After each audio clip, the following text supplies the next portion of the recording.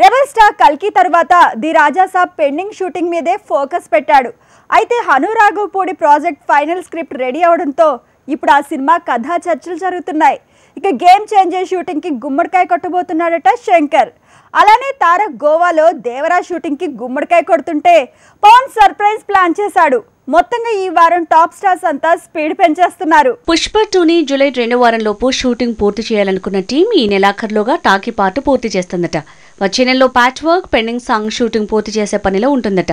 మొత్తానికి గ్యాప్ లేకుండా వరుస షెడ్యూల్స్ తో సీన్ మార్చేసింది Sukumar team. Man of masses NTR Goa shooting తో బిజీ అయ్యాడు. దేవర మాంటేజ్ సాంగ్ తో పాటు ప్యాచ్ వర్క్ ని పూర్తి చేసే పనిలో ఉంది ఫిల్మ్ టీం.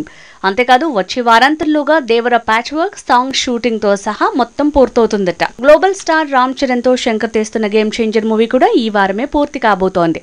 లాస్ట్ వీకే పూర్తవలసిన షూటింగ్ ఈ వారానికి ఎక్స్టెండ్ అయిందట. శుక్రవారం కల్లా షూటింగ్ కి గుమ్మడికాయ కొడతారని తెలుస్తోంది. చరణ్ లేని ప్యాచ్ వర్క్ సీన్లు మాత్రం శంకర్ అండ్ టీం వచ్చే వారం షూట్ చేయబోతోంది. ప్రభుత్వ ఏర్పాటులో బిజీ అయిన పవన్ వచ్చే నెల నుంచి ఓజీ షూటింగ్ లో జాయిన్ కాబోతున్నాడట.